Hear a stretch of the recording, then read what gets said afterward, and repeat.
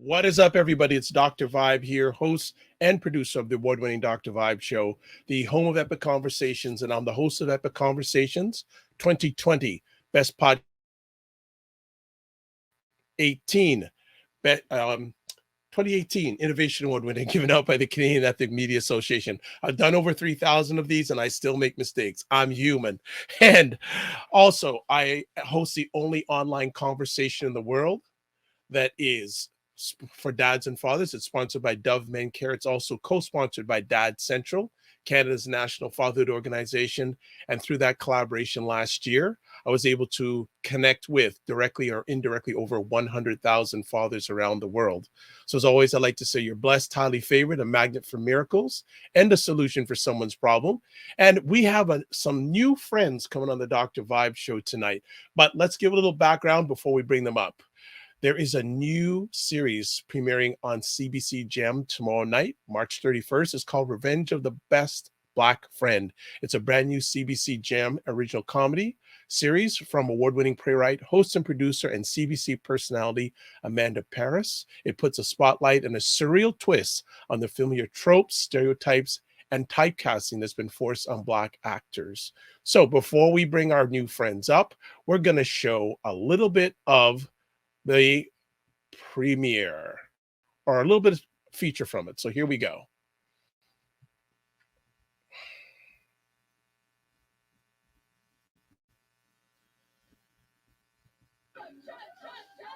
What was that? I better go check it out. What? I'll be cool. Be right back.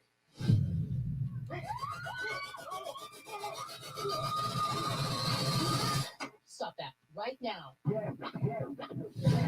Countless Black actors, just like you, have experienced the trauma of being reduced, erased, and replaced in the movies.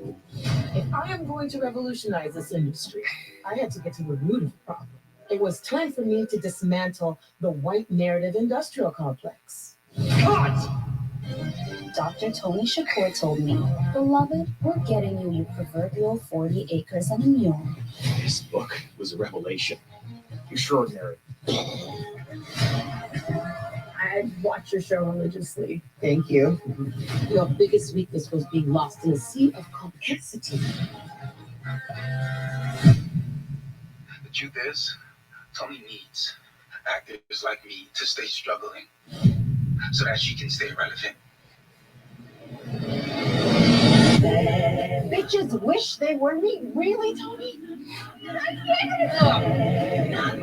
This is me from time to time. Look, this is street beef. I got you. We're talking about Black Twitter. Different story. I don't have time for this.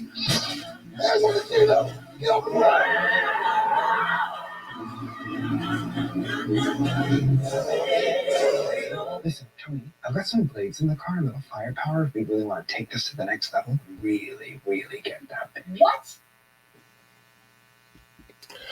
All right. So that's, if you want more, it's starting tomorrow night, but we've got a party of people from this wonderful series with us. We got 4 of them. We got 4 of them in the house. Good evening, family. How we doing? We are blessed and highly favored. That's how we're doing. Wonderful. Wonderful. We like it. So I'd love each one of you to introduce yourselves first. And of course, well, on my platform, we always do, as Queen Latifah used to say, ladies first. So I would love the beautiful lady to introduce herself. Can you guys hear me? You're very low. Turn up your volume. My volume is all the way up. Okay. Can you hear me? Now we can, but you got to do that. I don't want you to be yelling. You're very Can faint. I send a pigeon? You're very faint. You're very faint. Yeah, Oh, I don't know what to do. I don't know. Is there any way you can turn up your volume at all? Your mic volume? I have. You have. All right, so you're gonna have to be very loud with this. Okay. Okay, so who would like to go? Who would like to go next? Don't be shy. Greetings. My name is Ian Kedoku, poet, director, multimedia artist based in Toronto, of Ghanaian heritage. And I was fortunate enough to direct episodes 102 and 106 of this really fun and amazing series. All right. Who's next? I'll go really quickly. My name is Jerome Cruin.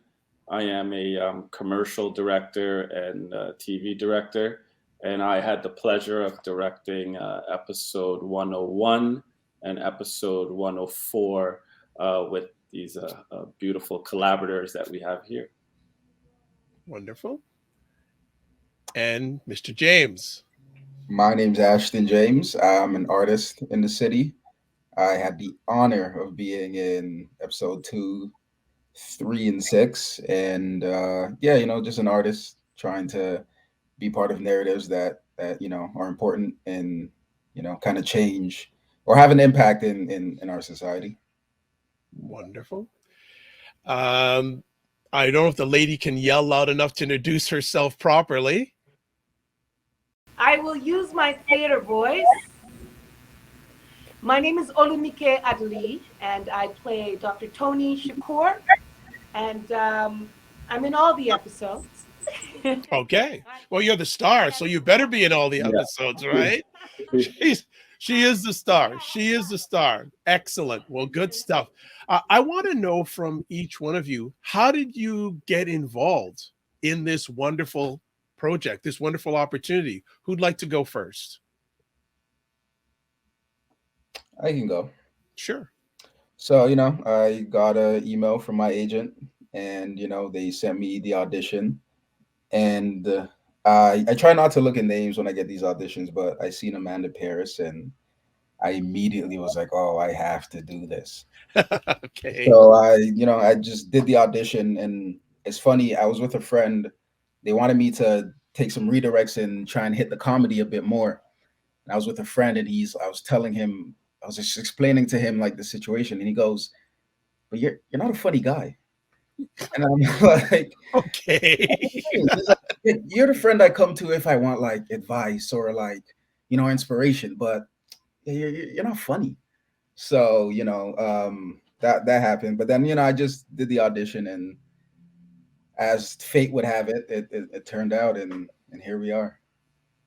Okay, great. Who's next? I can go next. Make sure you're louder. Oh, okay. Hi. Okay. Well, Amanda reached out to my reps in order to have the conversation. And then what we did is, like, at the beginning of the pandemic, we secretly did the pitch in like the height of the pandemic. And then she used that pitch in order for the rest of the funding to come through. And then I went off and did whatever I needed to do. And then I think it was just last summer when I was doing the Porter, she said she had all the finance and we were ready to go. So she was just waiting until I finished all the projects. But I knew about it from the very beginning. Okay, great stuff. Who's up next? I'll go really quickly. So I came on board by a really, really brilliant creator and writer by the name of Motion. I had the pleasure of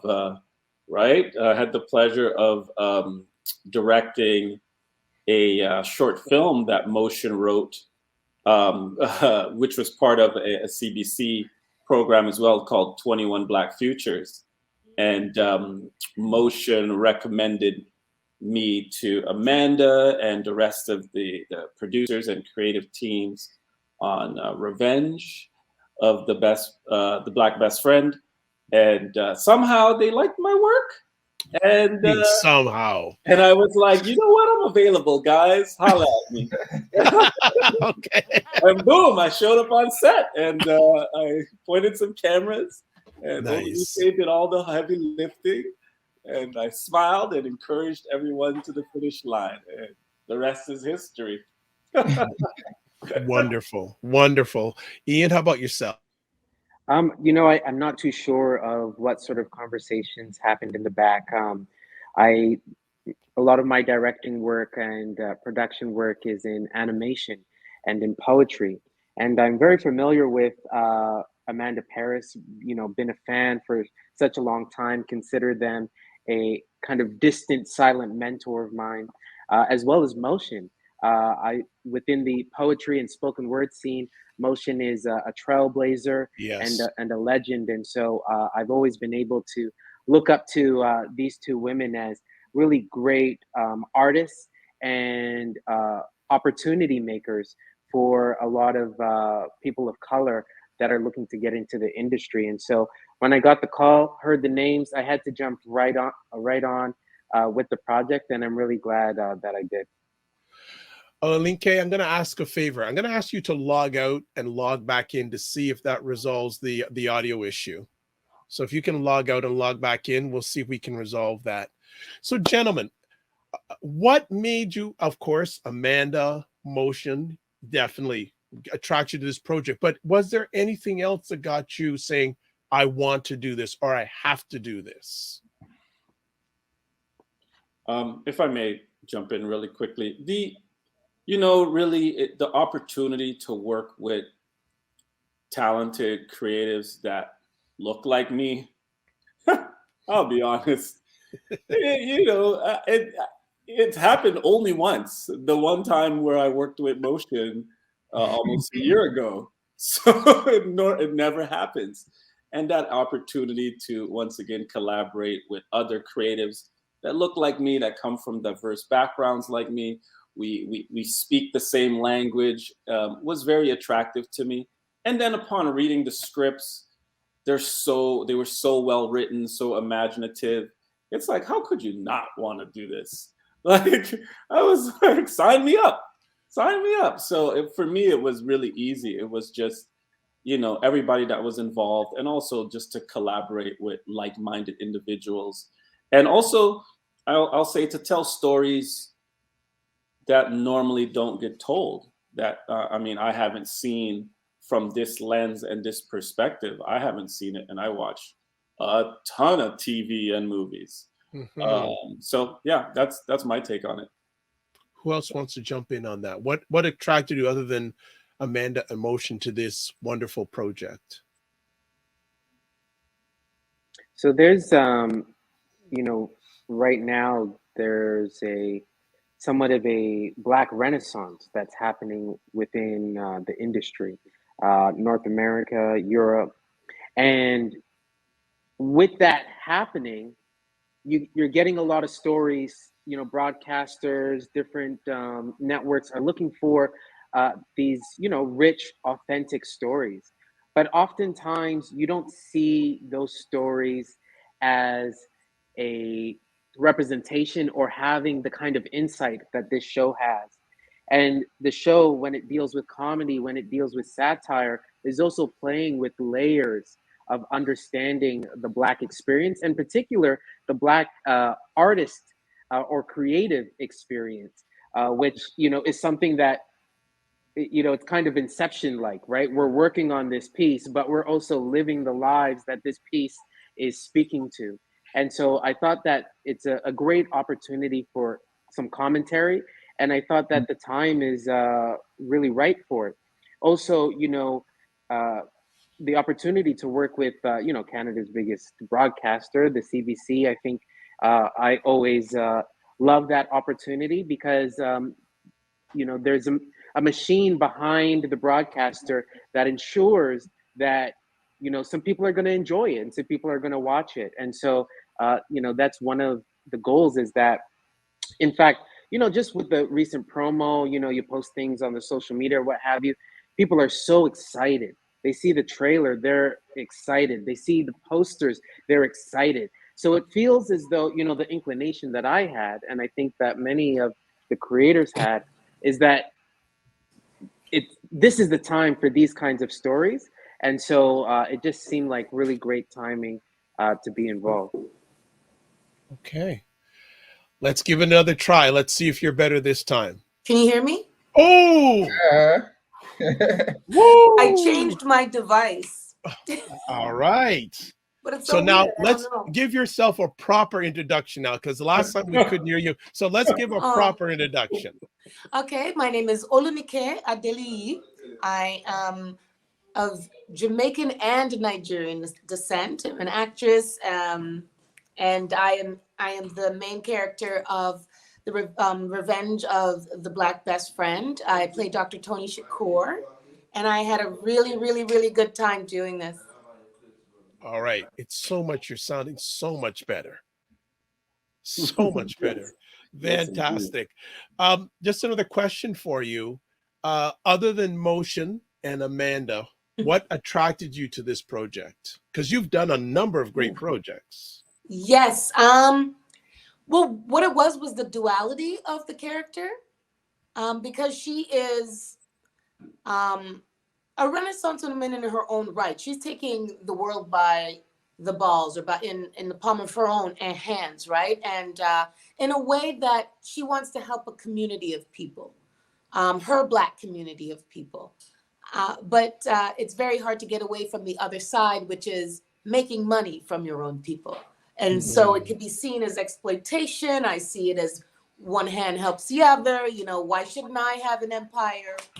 But it was important for me to be able to realize a character that was multidimensional. And that's me. I just love characters that swing. You never know what they're gonna do, and there's a yin and a yang in them. And to me, it creates the humanity of a character, of a person. And so when I see all those little dimensions and gems, definitely, because then I know I'm not gonna be bored. Okay. Fantastic. Anyone else who I didn't get to answer that question other than Amanda and Motion? Ashton? I didn't, but yeah, go ahead. It's just, I find, like, as an actor, when you don't get, like, I didn't get all the scripts until I had got the job. So to just see episode 2 as a standalone, to just see the idea of playing a character who got to go through a range of things, that it wasn't just this idea of getting to do one thing. Like, I feel like Tay goes through such a wave in episode 2 that I just thought it would be fun to do, and to just get to explore comedy more, and, you know, to not always feel like the work has to be like some deep, serious, meaningful stuff to be deep and impactful. Great, thank you. Oluniké, I want to ask a question, two-part question for you. A, had you ever played a character like this before? No. Okay. And B, for our audience, tell us your character. Give us a description of your character, so we give them a little teaser before they start watching tomorrow night. What is the doctor all about? Well, she's all, you know what it is. For all those actors out there, she represents the Black actor that gets passed aside all the time.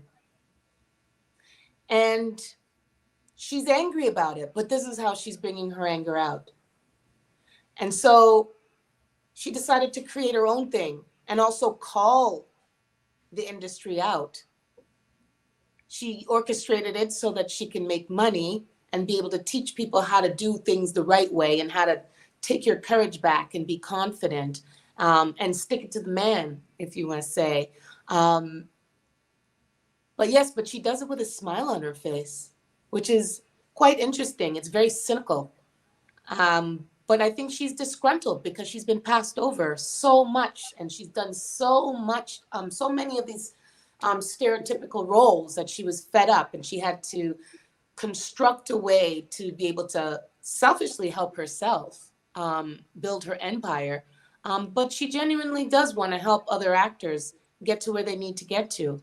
The only way she can dismantle that industry in the way she does is if she has a community, and because unity and numbers is is pretty remarkable to help make change. So I think that's who she is. For each one of you, can you remember the first day on set and what was it like? Well, my first day on set really and truly was shooting the pilot. Yeah. And what was that experience like that first day? Very weird. It was just me and a cameraman. Amanda was on a computer. And we had to be so careful with COVID happening. And so we managed to do that and with just two of us in the room and Amanda on the computer. And I thought that was fantastic because she was able to greenlight this project just from that. That means that the writing is fantastic. That means that it's relevant, and we need something new like this right now. It was perfect. Excellent. Other gentlemen? Yeah, I think we shot perhaps the last episode first. So I think that I was there on the first day of shooting. And so, there's a lot of different energies around. In fact, many of the cast and crew were just coming off of COVID. So, with the COVID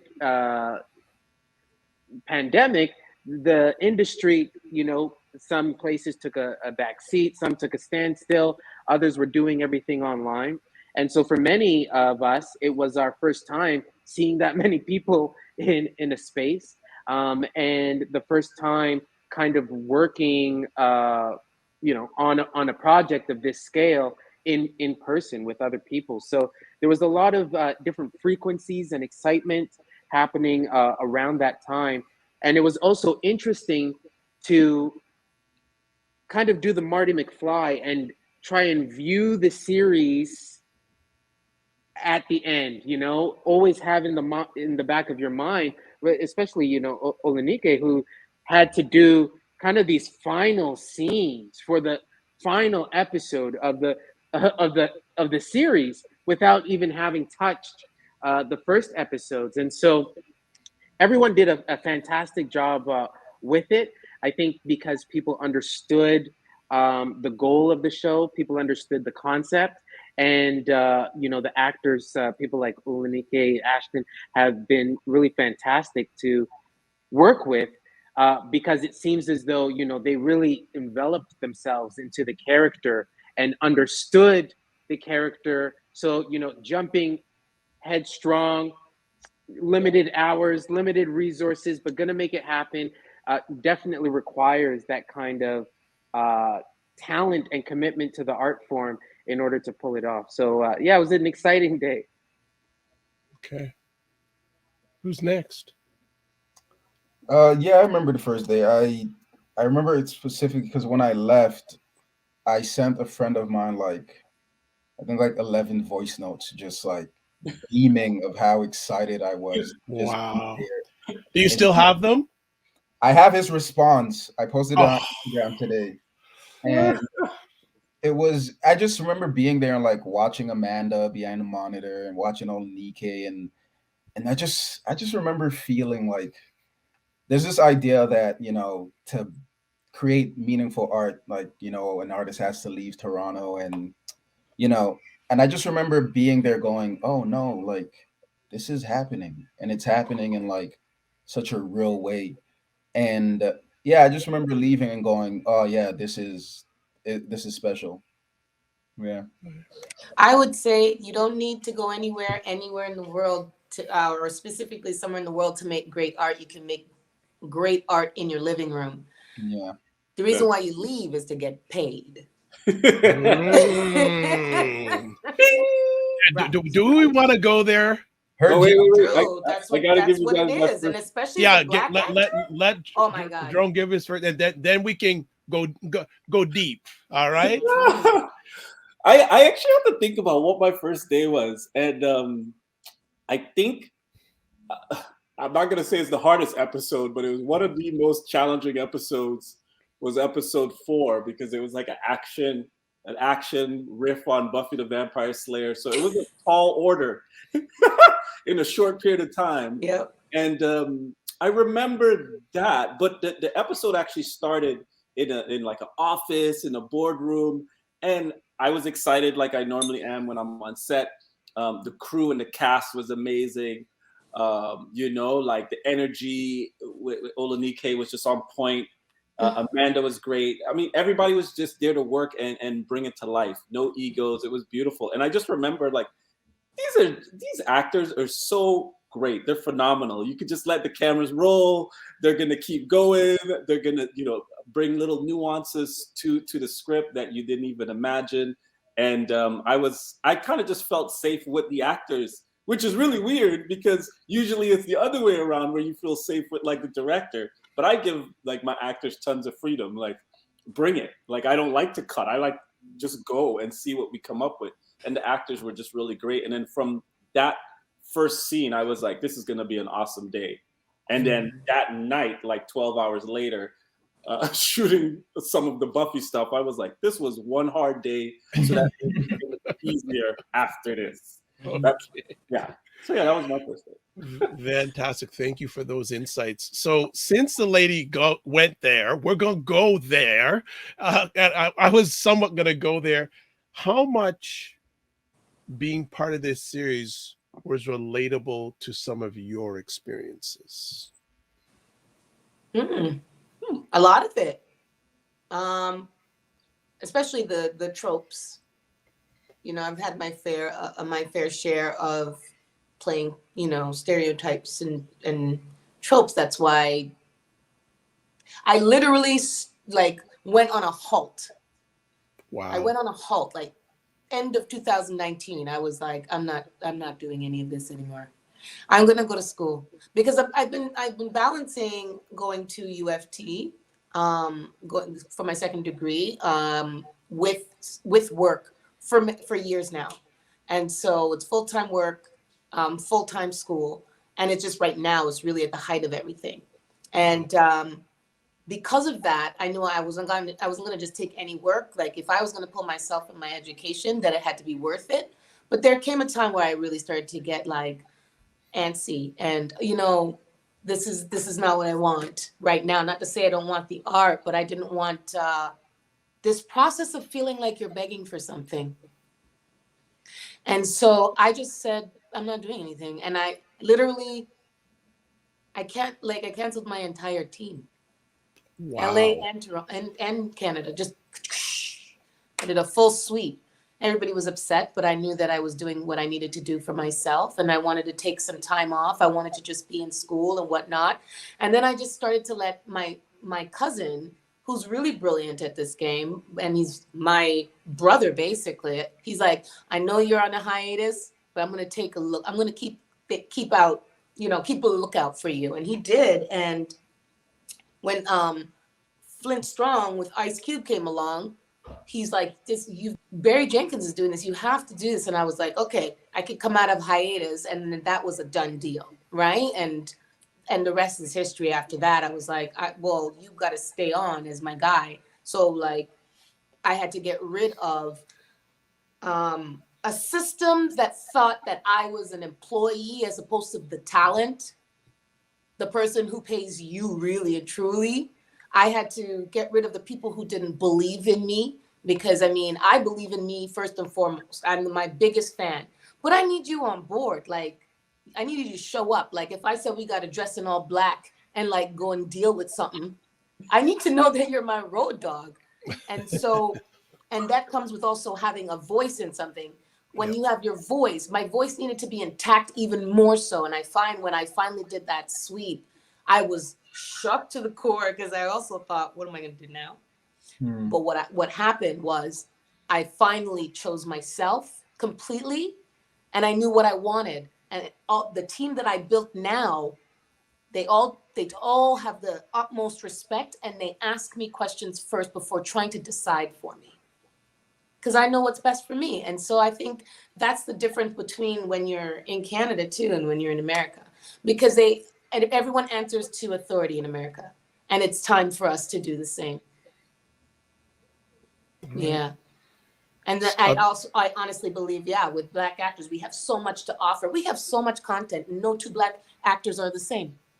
And so it's about taking precedent and speaking out and using your voice, even though it shakes, right? And so you know what's best for you, and you should go after that and not let anybody kind of, well, you got to do this, pay your dues. No, wait and do the right things. And if you're waiting, build by writing, by producing, by doing your own stuff, and it keeps the wheels turning. But I think it's time that we actually take up space, like really take up space. Okay. Gentlemen, how much was this project relatable to your experiences, if at all? If I may jump in really quickly, the only, not only to say the only thing, one thing that stood out that was relatable is the pitching process, because I have been writing for a while, and I pitch. I have a writing partner, and we pitch to different broadcasters or agents in the States, and that pitching scripts is it's a marathon, and it's no overnight sensation. So I totally totally get the reference that you made about Inception, because when I was filming that scene in the boardroom, I was like, I've been there. I've been on those Zooms, and I get that it's this weird type of dichotomy of like when we're being spoken to or not recognized for certain things. So that was very relatable for me. Other two gentlemen? I guess on a certain level, I think specifically for Tay, it seems like he's in a space where he had to like do all the jobs that were available to him because there wasn't many. And I can't say I relate. I say no quite often, but I feel like I'm only in that space because of the work that the people who come before me have done to kind of change the type of auditions that I even get to begin with. So, I can't say I directly relate, but I understand. And I think it's a testament to those who come before that I don't directly relate, so to speak. If that makes sense. Sure. Yeah. Ian? Yeah, I think what makes this show, 2 nights ago, they had a wonderful premiere party at the Paradise Theater. And it was great to listen to the audience and see and hear, people who worked on the show. Me, for instance, I've only seen the 2 episodes that I worked on. And so I was able to see the other pieces of the series. And there was laughter almost wall to wall. There were comments and reactions and engagement from beginning to end. And I think it's just a testament to how relatable a lot of these jokes or nuances actually are. I think a lot of the program is understood by a Black audience, but also an audience of color, but also a stat quo white audience. I think that the topics and the themes that are explored throughout the series do this really great tightrope dance of providing insight and messaging while also showing the stereotype or the trope in all its flaws and all its beauty and all its ridiculousness. And so I think that's what makes the series, I think, engaging and interesting. But, so many elements that I could relate with. I grew up on Buffy the Vampire Slayer.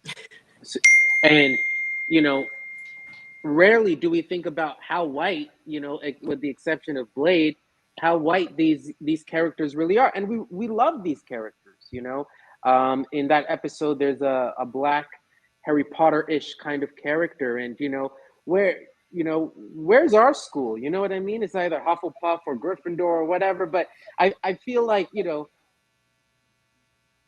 witchcraft, but spiritual magic, has its roots in right West Africa, Haiti. You know what I mean? New Orleans. But yet, all we see on TV is like Angel or Buffy or what have you. So that's really great. I was able to direct the episode where Dr. Toni Shakur is facilitating her talk show, the Dr. Toni Shakur show.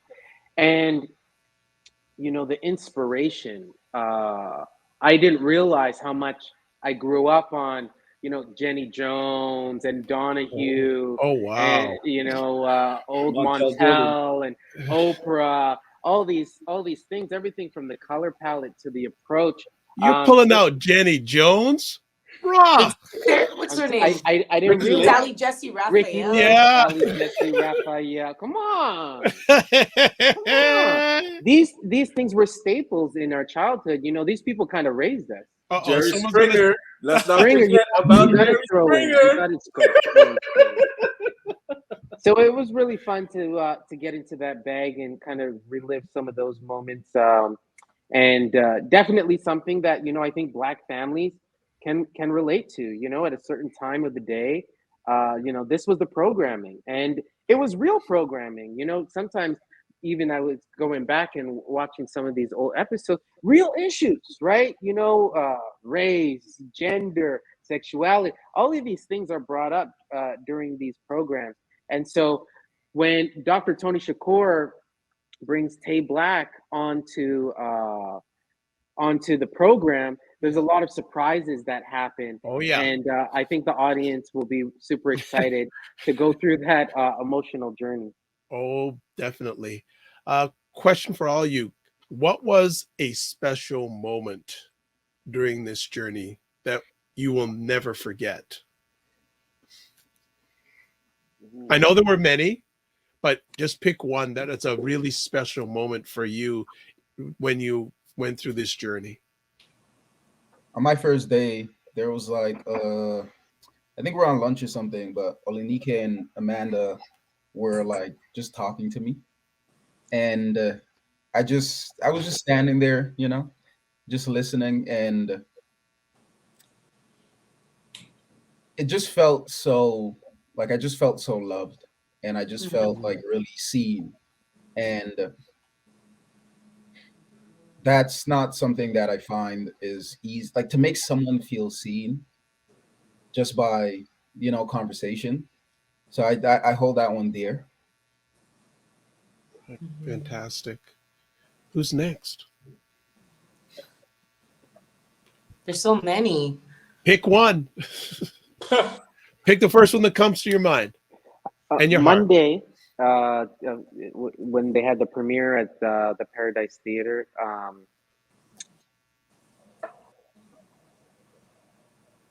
it seems as though, you know, this was somewhat of a community project. Of course, Amanda, of course, Motion, you know, kind of spearheaded this project, but it seemed like community was there. Afterwards, there was a panel hosted by Nana Duncan, featuring Oluniké and Amanda and Motion, and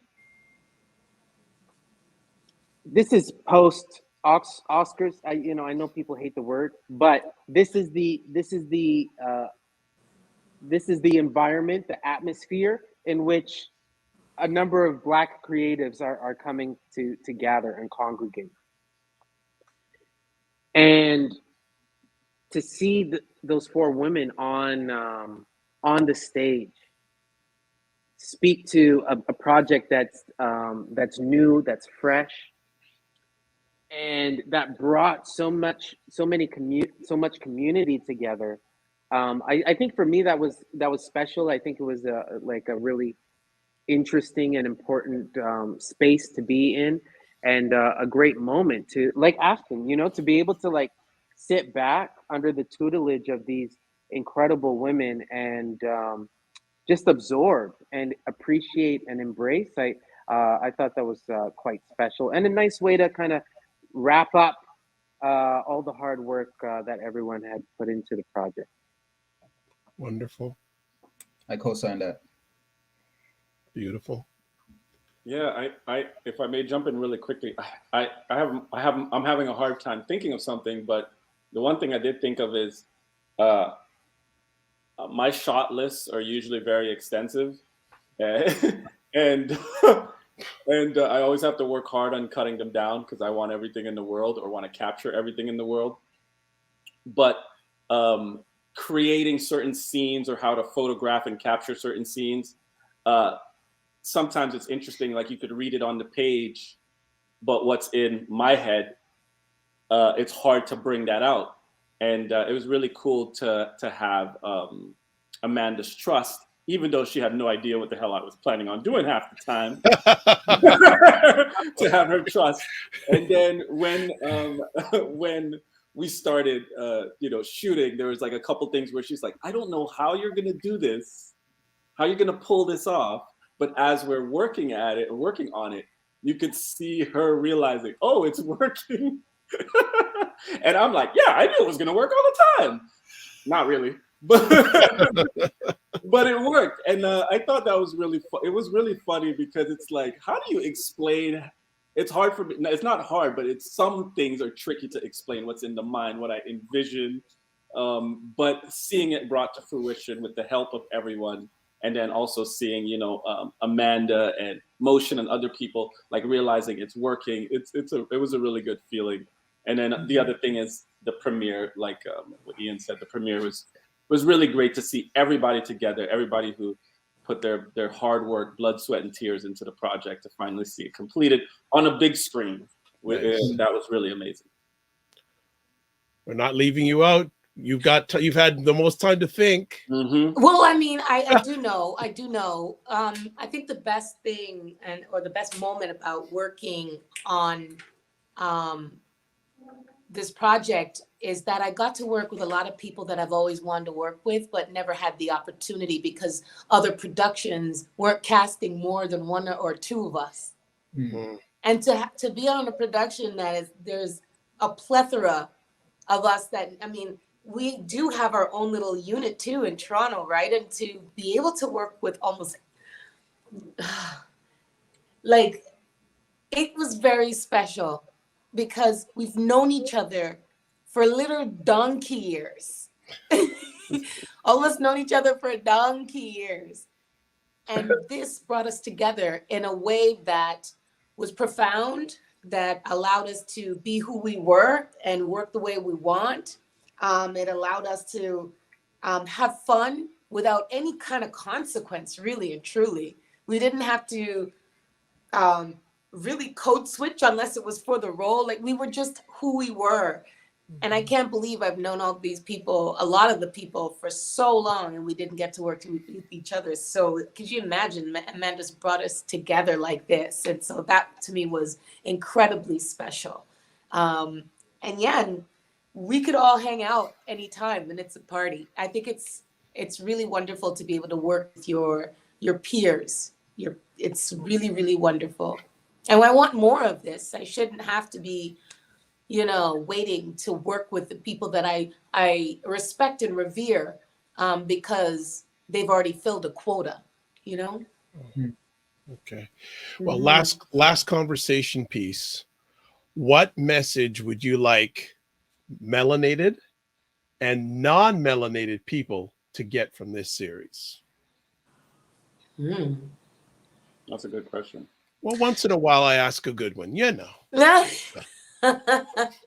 I want them to know that this is funny and it's entertaining, but also it's really great historical content to bring awareness to our lives and our experiences, and that we do it with humor, but it's really serious content that we are exposing, and we are only asking to be listened to enjoy what kind of art we do, and broaden the landscape for us to give you more of who we are.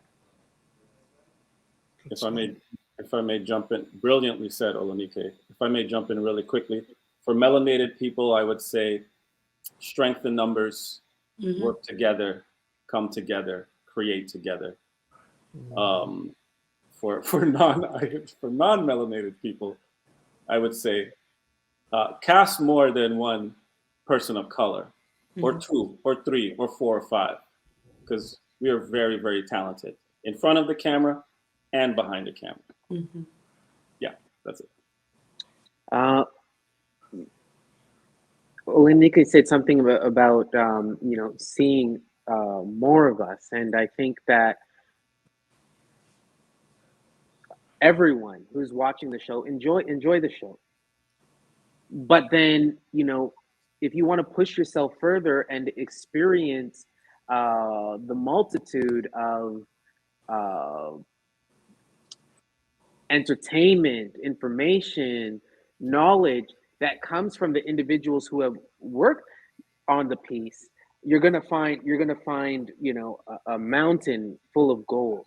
Oluniké, for instance, is on one of the greatest programs ever to come out of this country, The Porter, and so the connection there is a connection there, right? Jerome doing so much incredible things, a lot of great projects.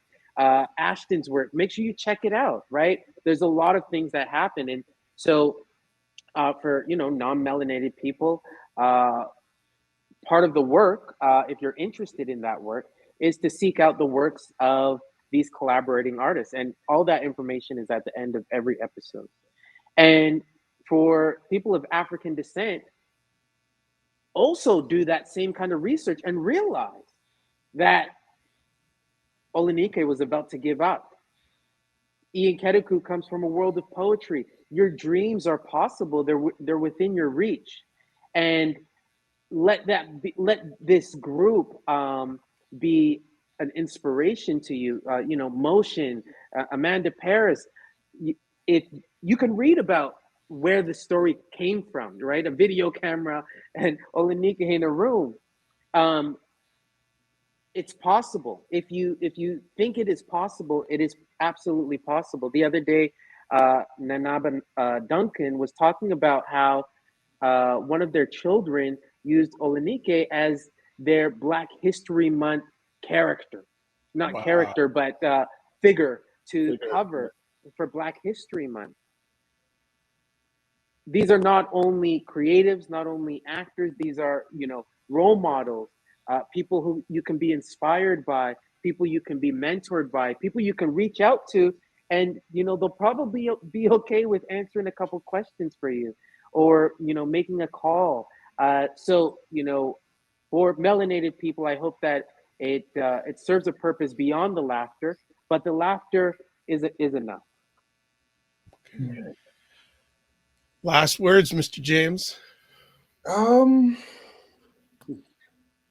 don't know if I'm smart enough to answer this question, but I mean, I just think that you deserve to be seen, to us, and then specifically, but also like from Tay's perspective, also know that we don't need validation from anyone else to experience art, experience our lives, or just experience the journeys we're on. And to the white folk, because I don't know. I don't know if I'm really thinking about them like that. Okay. Yeah, I don't know. I'll leave that one up in the air. No It's problem. good. That's good. All right. Well, Oluniké, Ashton, Ian, Jerome, first of all, thank you for taking time out of your positive, productive schedules for us. Thank you for everything you have done, are doing, and will be doing. It also goes out to Amanda, Motion, and everybody that was involved. Thank you. I am excited to watch this. It's on starting tomorrow night. If you're watching this live, it's March 30th right now. It starts tomorrow night on CBC Gem. Also, if you want to find out information social media wise, there is all the information social media wise. So thank you all. Remember to give yourselves grace, and not only to manage your time, but manage your energy. Amen. All right. Thank you so much. Amen. Have an outstanding evening. Hope to see you all very soon. Thanks, Dr. Vibe. My pleasure. My honor. Thank you so much. Have a good one. Love. All right, folks. Outstanding conversation. Please make an effort. We just spoke with all of them, and there's many more that are involved. It premieres tomorrow night on CBC Gem, and I've seen some stuff. It is good stuff, and it makes you think. Yes, there's a lot of comedy, but it's smart comedy. All right. If you want to catch more of the Dr. Vibe show, there's my website address, there's my email address, there's my Facebook handle, there's my Instagram handle. Thank you for taking the time to watch us live on the replay. As always, I'd like to thank everybody who watches whenever they have time. It's appreciated. So we're going to finish up with this. Live your life as a dream. If you can dream it, you can make it. Sometimes you have to get small to get stronger. Block assumptions, then aim bigger, aim better, aim higher, aim wider. Love, faith, and respect. And remember to give yourself grace. God bless. Peace be well. Keep the faith. And again, remember not only to manage your time, but manage your energy. Take care, everybody.